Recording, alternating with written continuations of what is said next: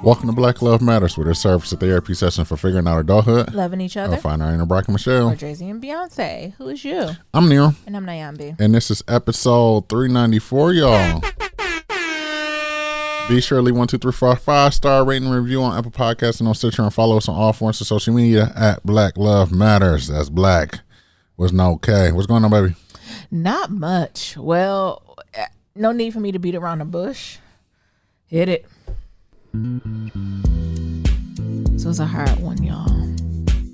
I know he's an elder, and the death angel got no age, no race, none of that. Let it play just for a little bit before I even say it out loud. I ain't even ready to say it out loud. Are you, Nero? No. Oh my goodness.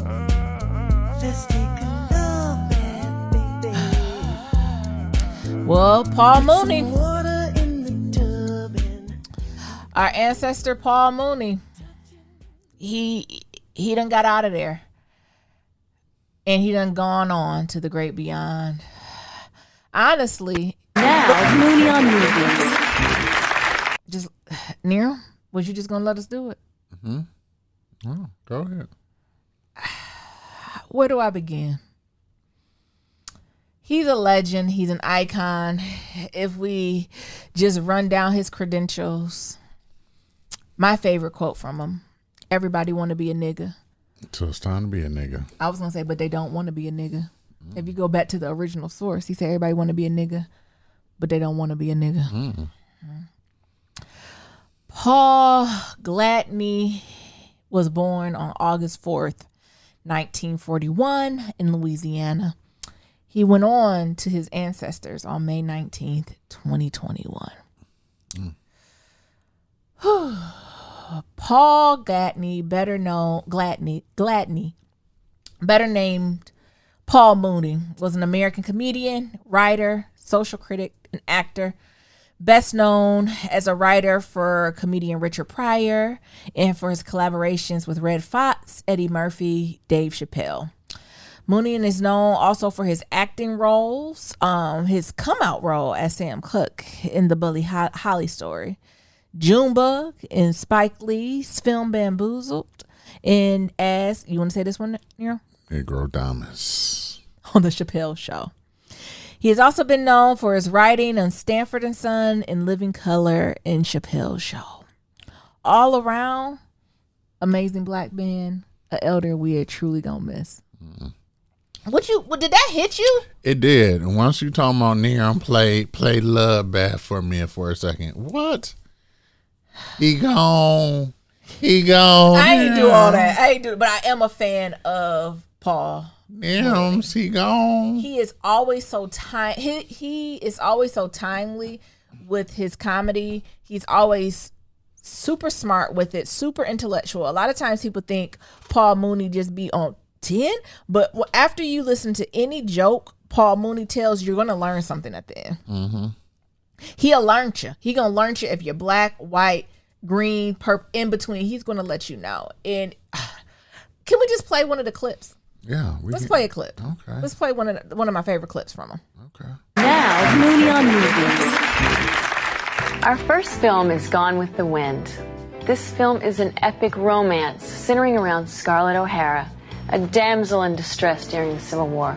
It is a must-own, must-see movie. I highly recommend it. I couldn't agree with you more. I've actually seen Gone with the Wind 13 times since I was 10 years old. No kidding. You must be on crack. I don't think we've seen the same movie. I thought Scarlett was a hoe because she went to bed with everybody but Mammy. I love Mammy. And Mammy was the best. The best scene in the movie is when Mammy told the white people, "Get off my porch, white trash." I stood and I applauded. I loved every bit of it. I liked Mammy, though. I thought she was great. I thought she had a great role. Do you know in real life it was Hattie McDaniels?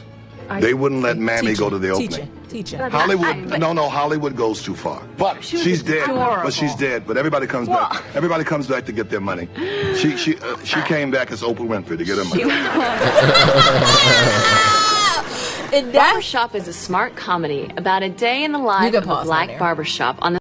But that's what I'm talking about. And all the comedy that Paul Mooney gives you, he gives you the laughs. It's funny, it's smart and witty, but he also gave us a little bit of history too. Like, that's a fact that they did not let Hattie McDaniel, like, they did not let her in, right? They did not let her support, right? Like, all these things is just amazing. What you bringing to the film, Nero? A box of niggas. What is that entail? I don't know what I'm bringing to the film. You already know what I'm bringing. What you bringing? A ham hock. Oh, do you for remember Oprah? Not for Oprah. Do you tell about when we went to go see him when we was in White Ass New England? Did Nia go with us? I don't know who went with us. I don't know. Was it just us? But I know we went. And then he did the Oprah joke when Oprah was like, ham hock. I don't know, ham hock. He's like, Oprah, you look like a fucking ham hock. Because that was when Oprah was on her weight loss kick. And she's like, I don't know if I do the ham hocks. Why would I do that? Oh, my God, the way he just read off her feels. But I'm bringing a whole pot of ham hocks. I'll be classy based. I'll bring a pot of ham hocks, string beans, and white potatoes. I'll bring a lemon crunch cake. Nero, that's all you do. Nero, do you got just a whole stash of lemon crunch cakes? That's my go-to for fumes. Oh, why is it your go-to for fumes? Because you can get it simply from Sam's Club, and you know it's gonna be good. I haven't had a bad lemon crunch cake. I know. Honestly. And then everybody like, ooh, Sam's Club lemon crunch cake. It's fresh, nice and moist. Oh, that's good. Bring 2 of them next time. So like, I'm not bringing 2. Who played it for the next funeral? But I'm sorry, Naren, did I cut you off? You got any reflections on the Paul Mooney? I suggest all the youngins, all the Tide Pod generation, just Google Paul Mooney, and you literally can just go down a rabbit hole of learning all the things about him. You know, Paul Mooney is a goat. You know, you definitely learn something from him as, you know, he's telling a joke. You know, I just enjoyed how he pissed off the white folks so bad, and they always tried to get him caught up. Yes. And uncomfortable, and he was so unbothered. Did not give a fuck about those white folks. And when we went to go see him in White Ass New England, because I remember when they came, I said, Naomi, we got to go see him. That's the GOAT. Yeah. Because I don't know when the next time I'll be able to see the GOAT. Yes. Who would have known that would have been last time I would have seen the GOAT? Okay, Nero. Okay. You asked me about words. I didn't know where Nero was going. Thank you, Jesus. If I knew that was going to be the last time, I would have paid the $25 to shake his hand. Was Paul charging us? I can't remember. No, I don't think it was. It was some of them comedians that did charge you. Bruce was charging. I said nobody wants to see your ass, Bruce. It was a little inflated. Yeah. It was more than 25. 25, okay. I think it was like 50 or 60. It was something like, nigga, ain't nobody taking no pictures with you. Can't do that now because of COVID. Mm-hmm. Folks don't even ain't ever gonna shake hands again. It's exactly. fist bumping from here on out. But yeah, so just reflecting on that, again, we encourage everyone born in 95 or later just to go Google Paul Mooney if you don't know the impact he has had on the community. Something else that I'm thinking about is I got a few days off coming up, y'all. Ooh. I'm gonna be off about a week and a half. And I'm very excited. It's overdue. Over that time, I'm sure when we come back, we doing a couple of special date nights. I'm spending a little time with my godson. We're also doing this road trip. What you think about this road trip coming up? It's gonna be a trip. It's gonna be niggas in the woods. I'm not gonna say much because they might mess around and listen to this podcast. Oh, they are listening. Doing the road. I'm talking about doing the road trip. Oh. It's gonna be mad. Look, they can go listen while we're not around, but it's gonna be mad awkward. We talking shit about them, and I'm either driving or in the back seat. We just pretend we sleep like Mabel. Just go to sleep. So we're doing a family road trip, y'all, and we're doing a family road trip to the woods. Keep us lifted. We're heading south. Mabel's coming too, and I know we're gonna have a lot of stories to tell. What do y'all recommend we bring? I already got the Lysol on all the wipes, bud spray, citron candle. I'm also bringing my own pop-up seat because I'm anticipating where we go ain't gonna have no seat. Is there anything else y'all think we need to bring? I'm bringing a lemon crunch cake. Then lastly, I'm at the brink of starting this new business venture. That's all going to happen in these 10 days. I'm supposed to be on vacation all night. These are a lot of things to accomplish in 7 to 10 days. But it's all right. I'm going to get it done, and I'm so excited about it. Also, good television about to come back on. So y'all know The Chi about to start this Sunday. Black Monday coming out. I know folks have been asking me if I watched In My Mother's Garden yet. On what is it, Netflix? I haven't had an opportunity to do that, but guess what I plan on doing on them 7 to 10 days? Catching the fuck up on all of that shit. And I cannot wait to buckle in and just catch up on all the things. Speaking of other television, can I tell y'all a guilty pleasure? Z-Way on Showtime. Have y'all seen that black girl? I am fascinated by her. Yeah. I love that she is not a monolith. She is, when I think of black women who are comics, she is not the prototype that comes up, but I'm kind of here for it. I'm kind of here for the black women are not a monolith. What you think, Nir? Have you seen Z-Way? Like, her comedy is it dry? Yes. It's like a one-person show if you put all the black ladies of the Black Lady Sketch Show into one person. So you think that's similar comedy? I don't think it's similar comedy to the Black Lady Sketch Show. I think so. How? I just think it does. Oh. I think so I'm just trying to get you to describe like what you're seeing, because I think we're describing two types of humor. I think the undertones. I think some of the sketches are similar. I think it's just a one person Black Lady Sketch Show. Or are you just like white people and just think black women like artists? No. I think Z-Way and them are very, very different. Tell me more. Like, I think Black Lady Sketch Show is definitely giving like commentary, social commentary, but I think it's very focused on black and what it means to be black in America. I think Z-Way gives a little bit more of a global perspective of what it means to be a black woman. And also she's serving like ditzy black girl, right? You know how she's serving Chelsea Handler. Mm-hmm. She like that type of energy, where I don't get that type of energy from Black Lady Sketch Show. Why not? Because I don't get the Black Lady Sketch Show feels more physical humor to me. You don't think like they're constantly doing like these costume changes and they're doing these skits about the end of the world, and like it's very physical comedy to me. Where Z-Way's not doing physical comedy to me. Like she's doing very much like, what's the guy with the fern? Xenophagus? Gaffanakis. Oh, I don't know how to pronounce it, honey. I don't. Where his type of humor is very like pause and awkward and like. That's what I get from her. But I don't get that from Black Lady Sketch Show. Like, I haven't seen them do any of the, what do you think? Like, that type of, like, that's why I think they're completely different ways of interacting in unpacking. Like, Black Lady Sketch Show remind me of Living Color. And Z-Way's not in Living Color. It's more of the other side. It's more like Chelsea Handler type shit. You don't think? No, I don't. Okay. I think I think you see black women just as no, because I've seen her in sketches. I've seen her just if you need to demonstrate good leadership, just do that. Shout out to the Joe Budden podcast and Kevin Hart. Hello. Anyway, I like it. I like her. I don't know if I like the show. Mm-hmm. I don't know. I've never had this feeling where I was like, oh, I really like her. And I like this idea of her and this idea of this show. But whenever I watch the show, I just be like, what was that? Like every time it goes off, I was just like, what was that, sis? But I come back every week to see what was that. So I don't know. I'm here to support. Shout out to Z-Way. If y'all looking for something in the background, go ahead and do it. I mean, honestly, she's gorgeous. She's beautiful. So I think that adds another layer to it too. When she's like, I don't know, she's just giving kind of dumb black girl vibes, and I think that's a trope we don't see a lot.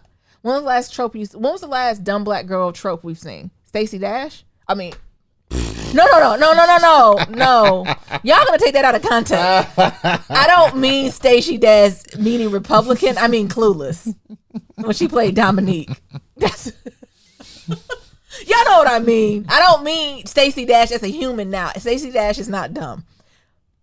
I don't agree with all her political views, but she's not dumb. But I mean dumb black girl trope, meaning in performing. Like Dominique, I think that's her name, from Clueless. That was the last time I seen a popular dumb black girl. When else have you seen a dumb black girl? And it's not Issa. Issa's awkward. She's not dumb. Ditzy. As I say, dizzy. You know the people who just go in fucking circles so much, they just dizzy. It's just, ooh, just bitches is going in circles. Just dizzy. I don't think black girls have the privilege to be dizzy or ditzy. No. I don't even think I got no ditzy ass friends. You don't have any, so. That's true. But I'm thinking about even to broader networks. Do you know any ditzy black girls? I remember one from graduate school. But I can't think of one other ditzy black girl where I can line up a whole host of them from other backgrounds.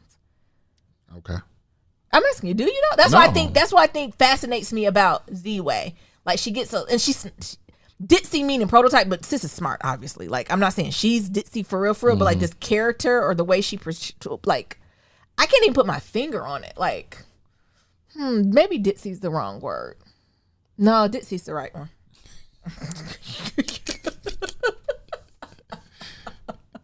But I can't place another black girl. I had a friend in high school I thought was really ditzy, but was smart. But just the way they showed up in the world was just so bright-eyed, bushy-tailed. You're like, bitch, get in the car. What? I gotta get in the car? I don't see that. I used to have a friend, a black girl in high school. Like, my mom was like, you can't go to their house. I was like, why? She's like, they keep playing with them chickens in the yard. Like, that don't got this ditzy, right? It's just something ain't connecting. What ditziness got to do with the chickens? Why you got chickens? Stead got chickens. No, Stead has a chicken coop and is organized and has intention and purpose.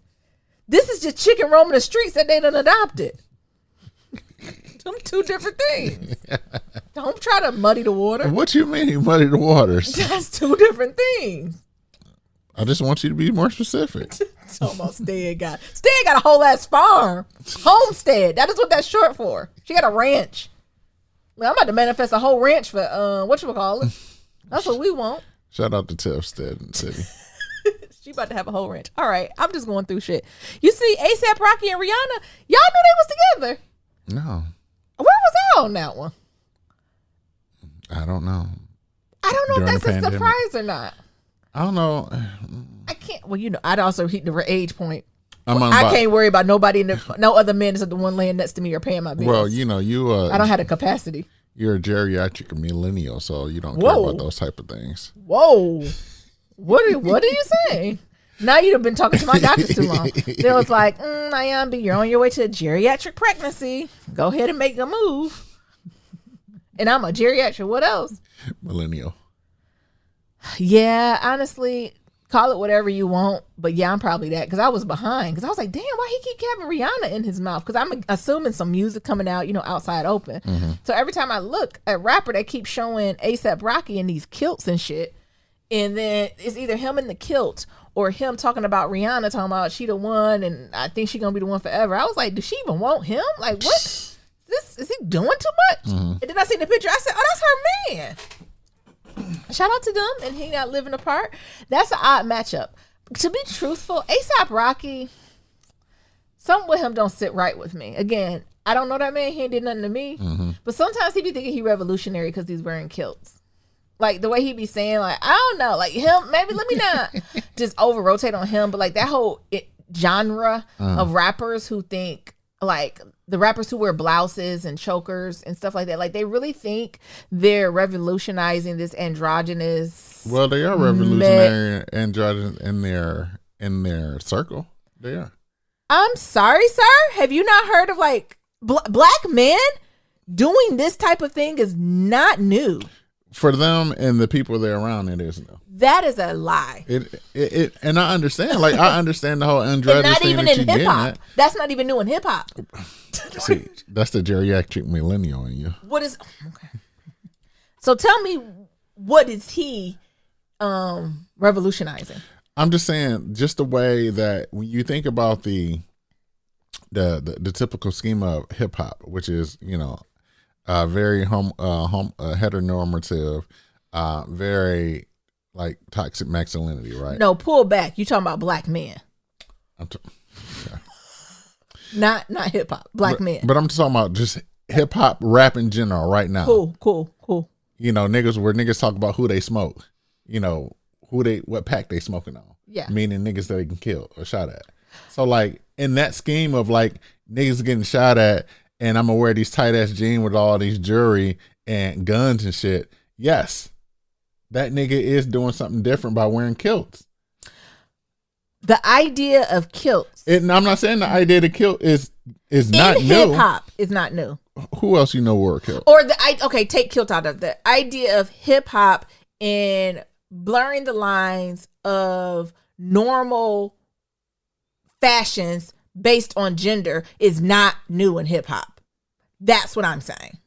And they're acting like it is. Who you gonna bring up other than Andre 3000? How far back would you like to go? I'm talking about in this decade.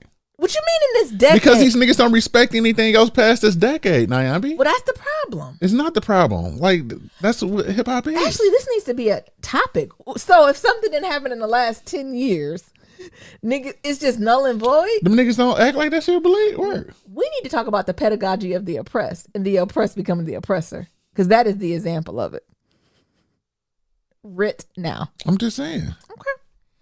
I'll let you have it, Nero, but I'm just saying in every generation, be it cross colors, be it like, if you... Do you know some of these kids right now don't even know who the fuck Tupac is? My God. What's wrong with y'all? Let alone Biggie. What? Like the whole era of even funk. Like the Boosie Collins, the Isley Brothers, the Prince, the Michael Jacksons. Like what? Are you kidding me? Like, and they think they the first ones? Drum? FKA Shelby or Shelby FKA Drum? I hear you. I know what you're saying. But, you know we are becoming in an age where I remember when something came out and my parents and my sisters like, oh, that ain't new. That ain't new. Oh, we used to do that back in the day, blah, blah, blah. And it's like, what you talking about old time and we don't understand. I don't know what you're talking about. So I think right now that's what's happening to you. Interesting. That's what's happening to you. Yeah. Meanwhile, we are at that age where like we are the people that's like, oh, that ain't nothing new. You don't know nothing about no Isley Brothers. Mm-hmm. Like while we was playing Biggie and shit. So the same shit is happening now where like, them niggas don't know. What music they was listening to as a child? Because I would argue, did you not know? Well, my mother was older. I got you. So you missed you was the generation before. Yeah, my mom was older. Interesting. But even outside of like his fashion, sometimes his energy throws me off a little bit. But if Rihanna's happy, I'm happy. Shout out to Fenty. And then lastly, y'all, is this a new trend or is there a new science happening with these teeth? Have y'all been seeing how y'all gotta stop it with these new teeth? I feel like every time I come on Instagram, people be like, oh, I got my new pearl veneers. And I'm like, God, why is they so white? Why are they so big? It's just look. Oh, y'all can't see me. Yeah. Look. Have you noticed that there? Hey, you gotta thank the advent of love and hip hop. But the teeth are so white. Niggas be getting they be getting the whitest white, and they be getting the most perfect. And then square. And then the thing is, they only do like their first 5 teeth or their first 6 teeth. They don't do the whole veneers because they only worry about the smile. My God. So they only do like. So what happened if you do a big belly laugh? So the front is white and the back is gray. Yes. It's just the unnatural. Are we hit? Can we another episode topic I want to talk about? Are we finally reaching this bubble of the over curated version of ourselves? Tell me more. Everyone is just over curated right now. Like this white teeth has to slow down, right? These white teeth, these squared teeth, everything being hyper airbrush. Like it's just something about it that like we're all not looking real anymore. We're really getting into like this plastic state. And I don't know if this is how people really look. I don't know if it's the filters. I don't know what's going on. Because of all of that stuff. But we are reaching a point to where we're not looking normal. Yeah, we starting to look like androids. Like, and that's the thing. Are people just evolving to the android and it's just the obesity in me that won't let my old android come through? Like niggas is just not looking like human beings anymore. No. And it's really throwing me off. Because I seen a couple people on pictures and I was like, damn, what about that picture? Is something, you know how you just can't put your finger on it? And Nero was like, it's their teeth. I said, God damn it, it's so bright. There it go. It reminded me of Gucci's first set of teeth. Yes. Remember when Gucci first got his first set of teeth? He got them big flappers. Or what was that Love and Hip Hop show came on, the boy couldn't close his mouth? Yes. Who was that? Forgot. I don't know who that was. And he done got these teeth so big and so white, can't even talk. Why we just can't whiten them a little bit? I ain't think they supposed to be like that. No one has the hesitation that your teeth are supposed to be pearly white, or maybe they do, and I'm just not in that crew. Well, when it'd be like, do the what they call the paper test or the paper towel test or your teeth supposed to be the color of paper? No. No, it don't. What? But that's what they. And then what's really throwing me off? People who are a little seasoned to them getting these veneers, and the teeth don't match the body or the face. None of this shit is gonna age well. These teeth. These bodies. It's just like, what is going on? Why are you 75 with a BBL? And I ain't saying you can't be a baddie at 75, but it's just like something. You can just tell, like, it'd be like everything else around the BBL, like the back of their arms. The back of their arms be all like old and wrinkly, but then they still got this snatched ass body and titties and ass and shit. And it ain't that you can't be snatched at that size, but it's different between a snatched in the gym and a snatch. I just got a BBL. Yeah. And y'all, I'm not just talking about a tummy tuck. I'm not talking about like that. Like I'm talking about people are completely redoing their whole shit. And y'all know Nyambi ain't anti-plastic surgery at all. But there's a place and time. There's some decorum that we need to put in place here, because I am getting highly confused. Just stop it with these teeth, though. Because if I see one more picture with y'all going to Mexico or Argentina, wherever y'all be heading to, and then be smiling with the doctor and can barely close your mouth, I don't know what to do. It's not a good use of money. It's not a good use of money. Don't do that. And the thing is, it's like, so was your teeth before crooked or dingy? Like, what was it? Because when you get those veneers, is there anyone who's a dentist or a dental student? When you get them veneers, do they knock out all your fucking teeth? No, or is it like them down. Or is it like a bath fitter? You know when you got a tub, when you say when you pour, yeah, you hood rich and you can't afford to gut your whole. Yes, I'm getting back. That's exactly Lord. what it is. And you can't afford to get your whole bathroom renovated. Yeah. So they said, "Cool, don't worry about it. We're gonna put some super glue, and then we're just gonna put plastic over everything." They're gonna put the plastic over the top. That's pretty much what it is. Like they shave it down almost to like the root area, like chiclets. Yeah. Oh my God. Make their teeth like very chiclet, and then they bind it with that with like some ceramic glue, and like whatever the stuff the teeth is made out of. What is the upkeep on that? Is it like an engine? I don't know. Every 100,000 shoes? Like what happens? I don't know after that, because I actually went down. I didn't fall down the rabbit hole. Oh, you want veneers near? No. I'm sorry, no heat, no shade. No, I just fell down the rabbit hole when I think when Joe Button got his, and I was like, "What the hell is this process?" I knew something was different on his teeth too. He got veneers on all of them. Just the front ones, I think. I don't know. Because he was a smoker, so his teeth weren't as bright. But also, he was on them pills, so them drugs. Start eating it out. Eat your mouth out. Yeah. Jesus. He was grinding his mouth and shit. And no heat, no shade if y'all want veneers. Just try not to get them so white and square. So I end up going down the rabbit hole because this nigga was talking, it was like maybe about a 2-week time frame where this nigga's like, it hurts to talk. And it's like, what the hell? This nigga got teeth. And it's like, what the fuck? Did he not have teeth before? No, he had teeth. It was just poverty. Yeah. Wow. But he got a bag now, he fixed his teeth. So I end up going down the rabbit hole, and like how some of these people would go overseas to go get them, yes. shit like that, and they pretty much shave them teeth down to look like chiclets. They have very, very big gaps.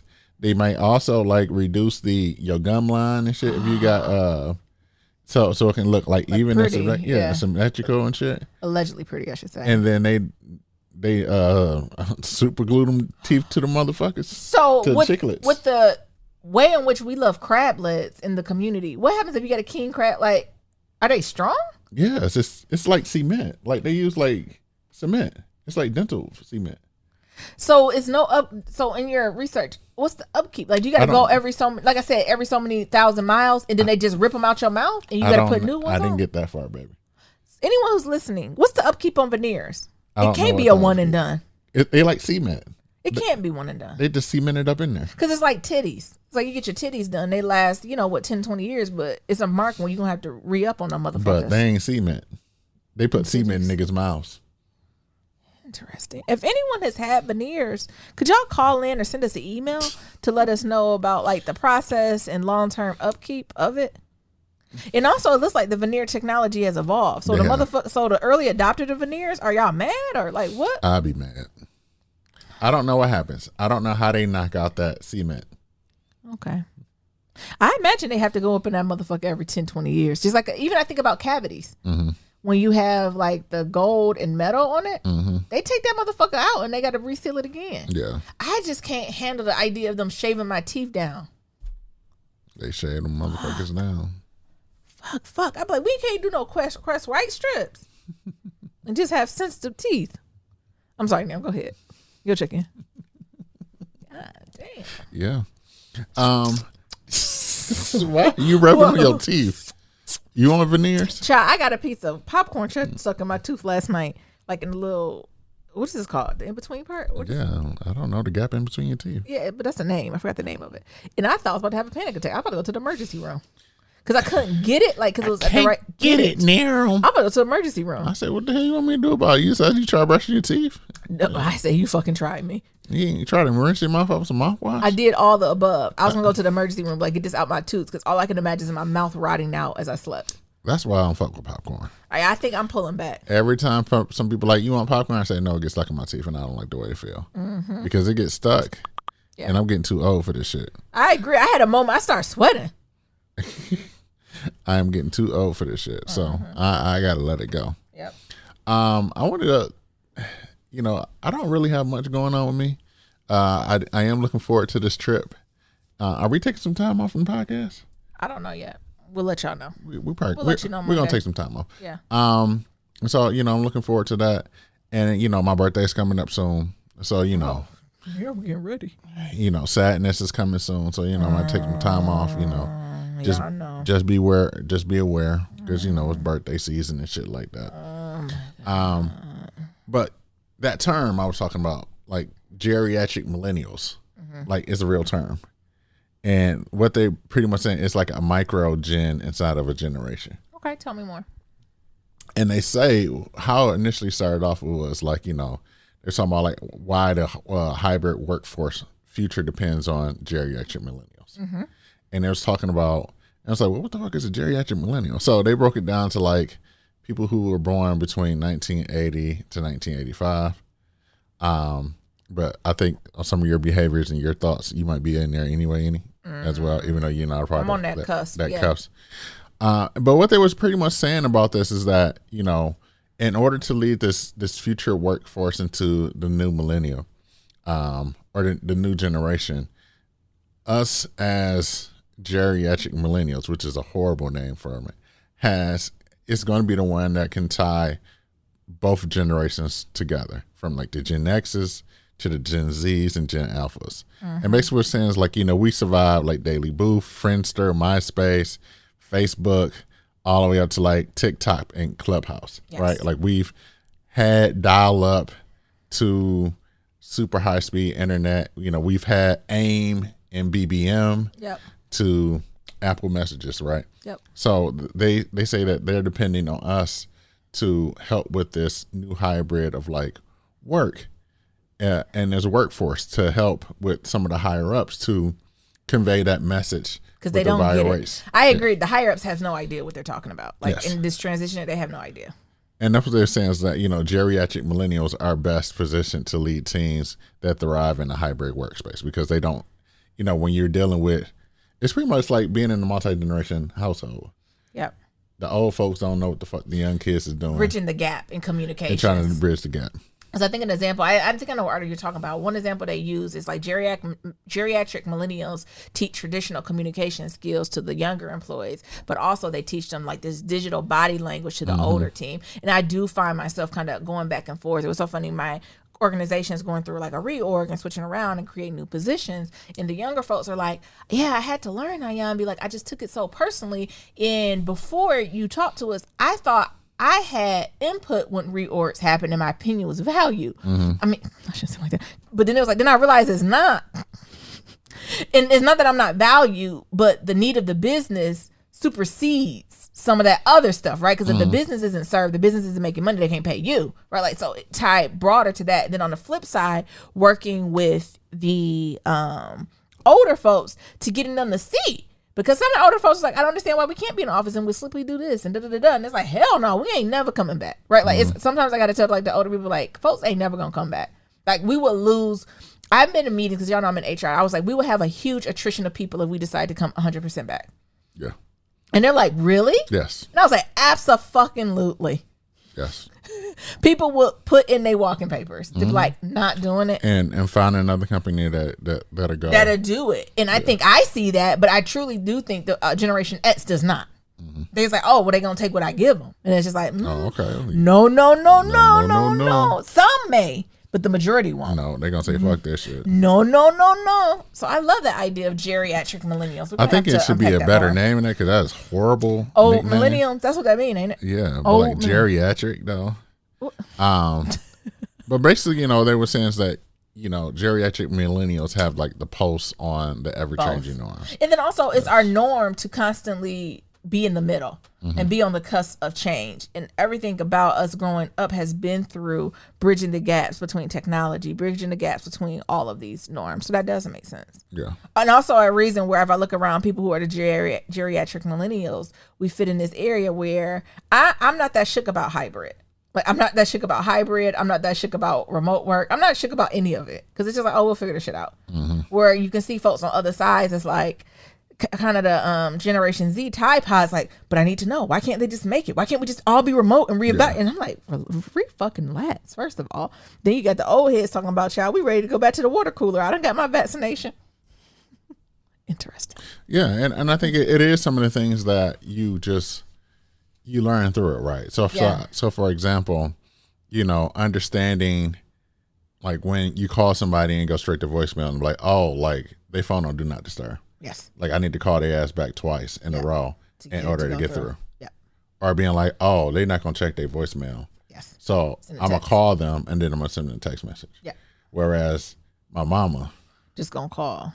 She calls and leaves a fucking voicemail every fucking. I haven't listened to my voicemail in a prior year. Do you listen to your voicemail?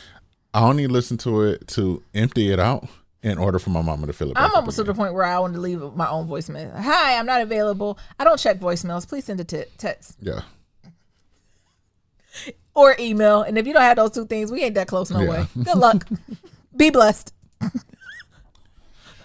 So, yeah, like that's the thing about geriatric millennials. And I think it's interesting. I think they need to do like a deeper thing about that. You know, of course, they're talking about the workplace, but I also would talk about like how we were arguing about music and, you know, understanding that what they think is new is not new. Yes. But we know that, but they don't. Absolutely. Love that. Yeah. What happens since the pillow talk? Yeah. Before we get into shout out stuff, I just got to announce this just for all the Black academics out here. Did y'all see about Nicole Hannah Jones that was denied tenure?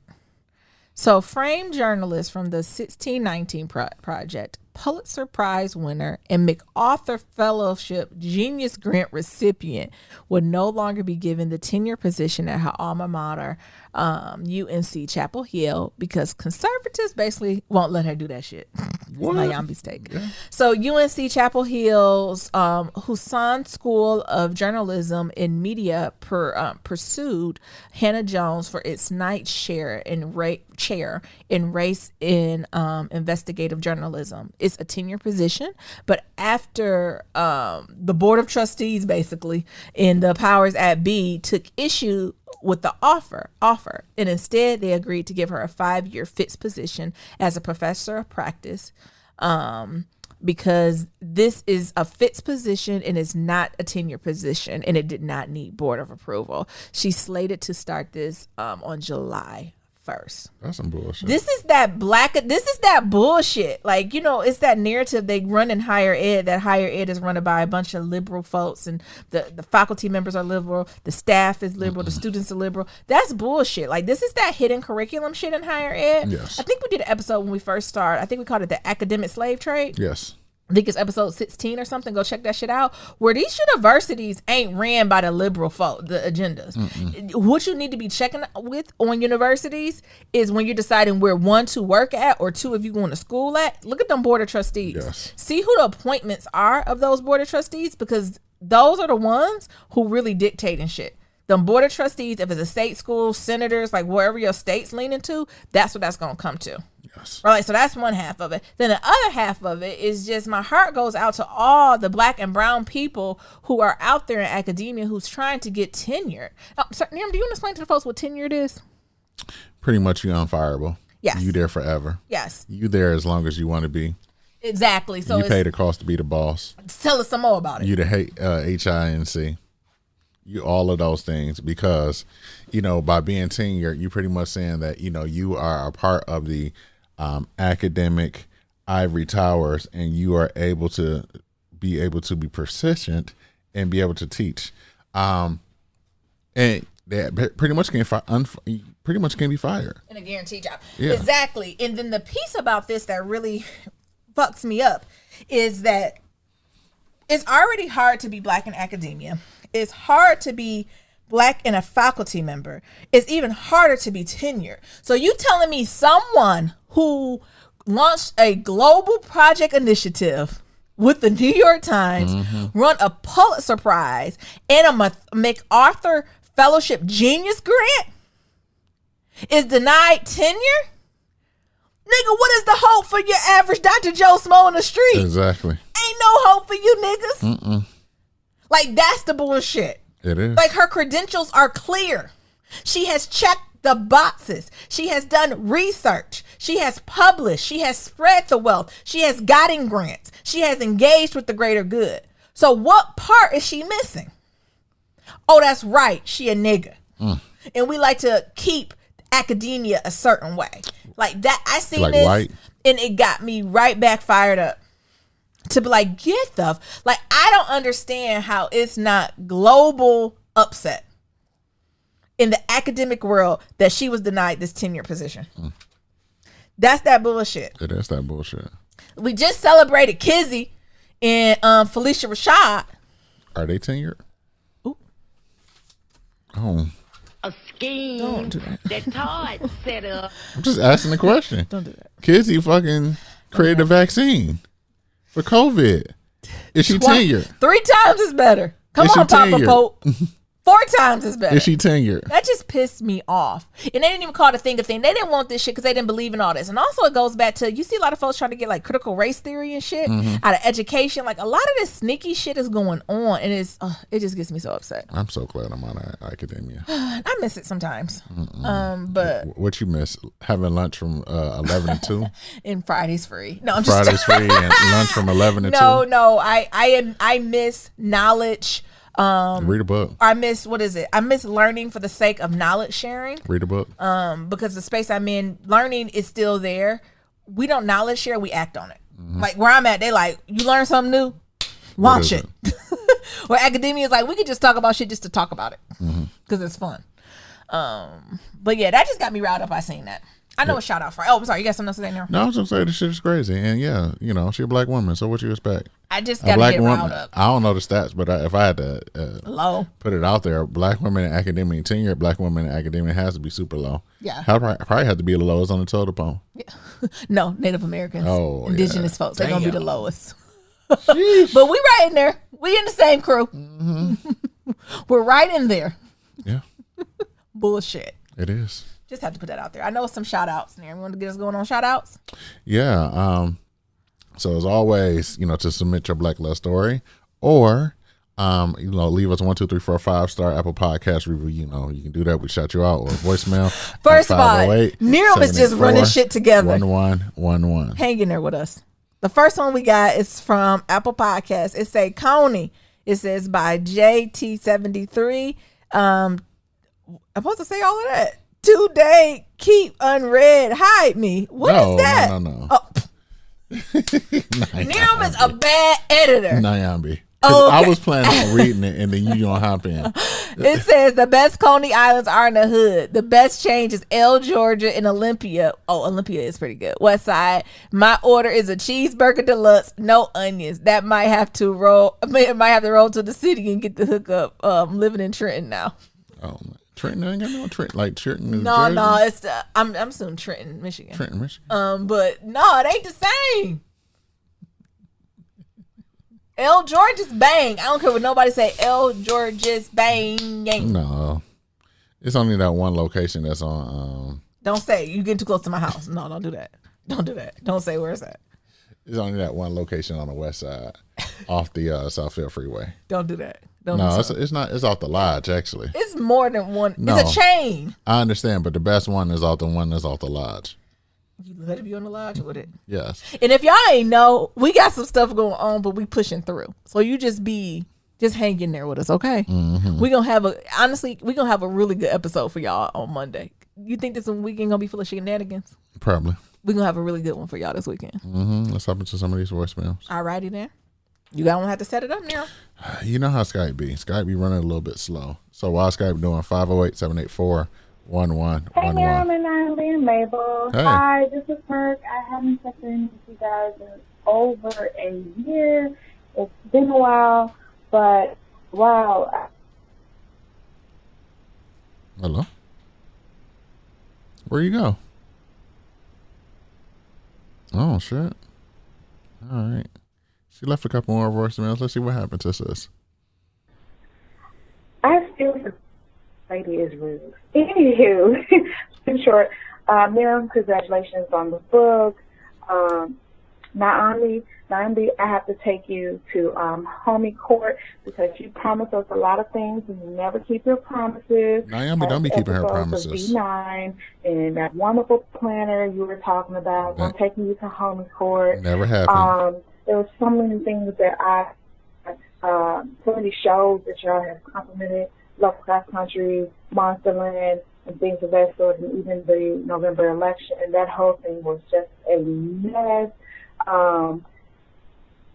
There are some other things too. Oh, 90 bras are not allowed in the workforce anymore with me. In bralettes, I simply do not care. Also, there is oh my goodness, I have my notes written down. We drove cross country. I drove cross country myself. Really? By I yourself? actually got out of the position that I was speaking to you guys about a while back. That was giving me own problems, and that was located in NYS, New England. And now I am located in Washington State, next to the Canadian border. Okay. Sis, you there? I drove 15 hours a day, me and my dog and my current girlfriend, and I had no problems with my drive. It was great, and honestly, I would do it again if I have to move again, which probably would be soon. Okay, she called back again. Let's see what she say. I want to do a cross country trip myself, but I don't know if I can pull it off with Naomi. So rude. I was my last one.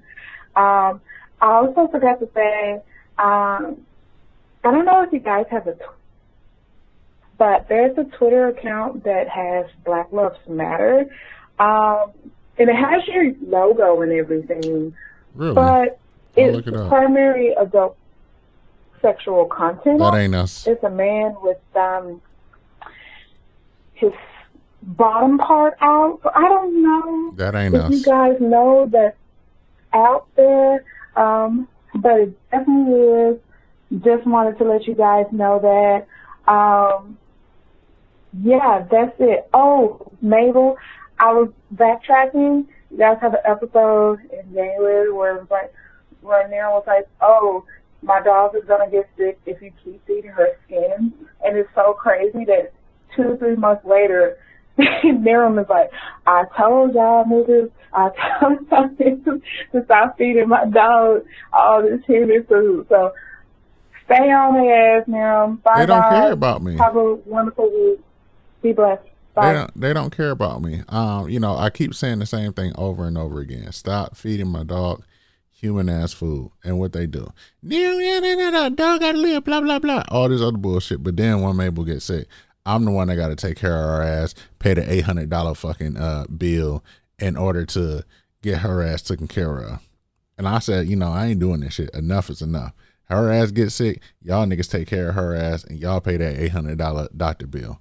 I'll look into the other the thing is that, this is a conversation that me and Naomi also had about like even just changing the name of the podcast, because, Black Love Matters is like something that like can nobody own. You can't trademark that or things of that sort.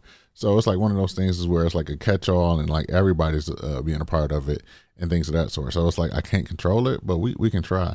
And I think that's the fucked up thing about like, I made the logo by myself in Canva and these motherfuckers out here taking my shit.